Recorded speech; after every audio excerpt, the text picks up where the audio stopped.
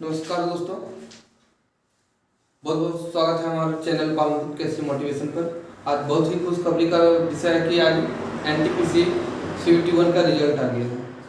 आज सीबीटी 2 का तैयारी करने वाले स्टूडेंट के लिए आए हैं लेकर के भारत के पड़ोसी देश। कल बताया था भारत के जनगणना 2011, आज बताने जा रहे हैं भारत के पड़ोसी देश। देखिएगा पहला प्रश्न, भारत के कुल 9 पड़ोसी देश हैं। भारत के कुल कितने पड़ोसी देश हैं? साथ में हम ध्यान से पढ़ते रहिएगा, तुरंत समझ में आ जाएगा। 20-25 क्वेश्चन है।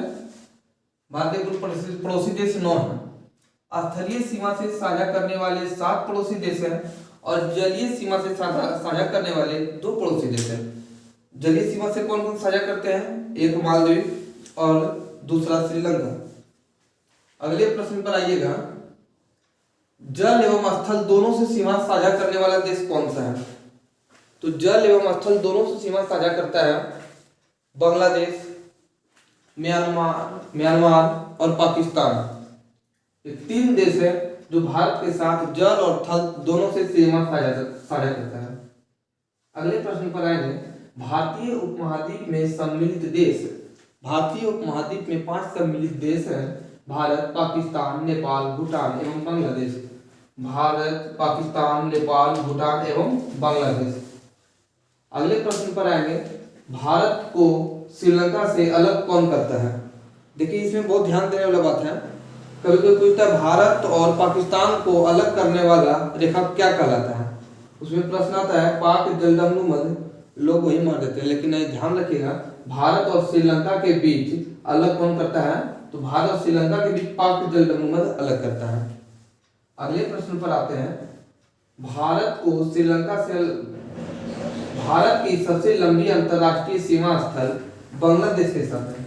भारत की सबसे लंबी अंतर्राष्ट्रीय सीमा स्थल बांग्लादेश के साथ है। और सबसे छोटी का बात किया जाए तो सबसे छोटी सीमा स्थल अफगानिस्तान के साथ लगभग 6 किलोमीटर का लगता है। और यूटी जो है लद्दाख केंद्र शासित प्रदेश के साथ लगता है अफगानिस्तान का सीमा। केंद्र शासित प्रदेश में लद्दाख में भारत अधिकृत केंद्र शासित प्रदेश लद्दाख में भारत अधिकृत एवं चीन अधिकृत क्षेत्र क्या कहलाता है? देखिए दूसरा प्रश्न है, केंद्र शासित प्रदेश लद्दाख में, भारतीय क्षेत्र जो केंद्र शासित प्रदेश लद्दाख में भारत अधिकृत एवं चीन के अधिकृत क्षेत्र क्या कहलाते हैं? कहलाता है अक्साई चीन। अगले प्रश्न पर आइएगा, 3 तरफ से बांग्लादेश से घिरा भारतीय राज्य एकमात्र राज्य है त्रिपुरा। त्रिपुरा जो है तीनों तरफ से आप बांग्लादेश से घिरा हुआ है, एकमात्र राज्य है तो त्रिपुरा। ध्यान से सब समझते जाइएगा। अगले प्रश्न पर आएंगे, आदम का पुल स्थित है। याद रखिएगा आदम का पुल जो मान्यता है कि राम भगवान उस पुल को बनाए थे। भारत और श्रीलंका के मध्य आदम का पुल स्थित है। अगले प्रश्न पर आते हैं, इंडोनेशिया के सुमात्रा तथा ग्रेट निकोबार द्वीप को अलग करता है। कौन अलग करता है? तो ग्रेट चैनल। कौन अलग करता है? ग्रेट चैनल अलग करता है। भारत का निकटतम समुद्री पड़ोसी देश। देखिए भारत का निकटतम समुद्री पड़ोसी देश देख लिया जाए तो सबसे नजदीक जो है श्रीलंका है और दूसरा सबसे नजदीक कहा जाए तो इंडोनेशिया है। इंडोनेशिया को कुल 9 में शामिल नहीं किया गया। अगले प्रश्न पर आते हैं, 3 बीघा कॉरिडोर जिसका निपटारा हो गया, 3 बीघा कॉरिडोर का शायद 2014 में 3 बीघा कॉरिडोर भारत और बांग्लादेश को जोड़ता है, 3 बीघा कॉरिडोर। अगले प्रश्न पर आते हैं, भारत के पूर्व में स्थित पड़ोसी देश। अगर आप इस डायग्राम बना करके इस तरह का लगा लीजिएगा तो आराम से यहाँ पर बन जाएगा। भाई यहाँ पर है पूरब में देख लीजिए बांग्लादेश और म्यांमार, बांग्लादेश म्यांमार, फिर ऊपर चला जाएगा, आप खुद बना लीजिएगा इसको। भारत के उत्तर में स्थित पड़ोसी देश, भारत के नक्शा बना लीजिएगा कहाँ का स्थित है, भारत को मैप खरीद करके एटलस में देख लीजिएगा। भारत के उत्तर में स्थित पड़ोसी देश नेपाल, भूटान और चीन। उत्तर में नेपाल, भूटान और चीन है। 3 देश स्थित है। भारत के दक्षिण में स्थित एकमात्र पड़ोसी देश श्रीलंका है। अगले प्रश्न पर आते हैं। अफगानिस्तान की सीमा से लगा एकमात्र केंद्र शासित प्रदेश लद्दाख है। तो हम वहां पे पहले ही बता चुके हैं कि अफगानिस्तान की सीमा से लगा एकमात्र केंद्र शासित प्रदेश लद्दाख है। 6 किलोमीटर का सीमा साझा करता है। भारत पाकिस्तान के बीच सीमा रेखा रेड क्लिफ कहलाता है। भारत और पाकिस्तान के बीच सीमा रेखा को क्या कहते हैं? तो रेड क्लिफ, जिसका निर्धारण 15 अगस्त 1947 में सर सीजे रेडक्लिफ ने किए थे। अगले प्रश्न पर आते हैं। भारत एवं चीन के बीच सीमा रेखा किस नाम से जाना जाता है? तो याद रखिएगा, ये मैक-मोहन रेखा के नाम से जाना जाता है, जिसका निर्धारण 27 अप्रैल 1914 को शिमला में हुआ था। याद रखिएगा, भारत चीन के मध्य सीमा रेखा क्या कहलाता है? मैक-मोहन रेखा, जिसका निर्धारण 27 अप्रैल 1914 को शिमला में हुआ था। अगले प्रश्न पर आते हैं। पाकिस्तान और अफगानिस्तान के मध्य बीच सीमा रेखा क्या कहलाता है? ड्यूरेंट लाइन, जिसका निर्धारण 1896 में हुआ था। लेकिन पाकिस्तान तो मानता है, अंतरराष्ट्रीय न्यायालय भी ये मानता है अंतरराष्ट्रीय कि ड्यूरेंट रेखा है पाकिस्तान और अफगानिस्तान के बीच, लेकिन ये अफगानिस्तान नहीं मानता है। पहले कुछ हद तक ठीक ठाक था, अब तो अफगानिस्तान में अस्थायी सरकार आ गई।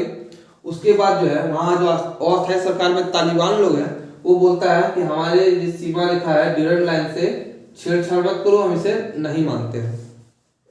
अगले प्रश्न पर आते हैं। पड़ोसी देश की सीमा से जुड़े भारतीय राज्यों की संख्या, कुल संख्या कितने हैं? मतलब कि भारत के कितने ऐसे राज्य हैं जो पड़ोसी देश से सीमा साझा करते हैं? तो ये संख्या 16 है। कितनी संख्या? 16। अगले प्रश्न पर आते हैं। भारत का वह भूभाग जो पाकिस्तान के कब्जे में है, ये तो सब जान रहे हैं भारत किस जमीन को लेकर पाकिस्तान से झगड़ा चल रहा है। एक जमीन था कश्मीर, बस वही कश्मीर का कुछ टुकड़ा पाकिस्तान के पास है, और जो भारत में बचा हुआ था, आतंकवाद फैल रहा था, वो तो मतलब मुक्त हो गया। 35A 370 सब खत्म हो गया, और वो क्षेत्र भारत का अपना है ही। और जो पाकिस्तान के पास है POK, पाक ऑक्युपाइड कश्मीर, ये क्षेत्र जो है वो पाकिस्तान के पास है, जो भारत का क्षेत्र है। अगले प्रश्न पर आते हैं, जिस पर अवैध रूप से कब्जा किया हुआ है। अगले प्रश्न है। भारत एवं पाकिस्तान के युद्ध विराम रेखा नियंत्रण रेखा कहलाता है। भारत एवं पाकिस्तान के युद्ध विराम रेखा नियंत्रण रेखा, जिसको LOC कहते हैं, लाइन ऑफ कंट्रोल, नियंत्रण रेखा। अगले प्रश्न पर आते हैं। नियंत्रण रेखा का निर्धारण 1972 में शिमला समझौता के तहत हुआ था। कब हुआ था? 1972 में शिमला समझौता के तहत हुआ था। और अगले प्रश्न एक ये बन जाता है कि भारत और चीन के युद्ध विराम के रेखा को क्या कहते हैं? तो उसको कहते हैं, देख लीजिएगा,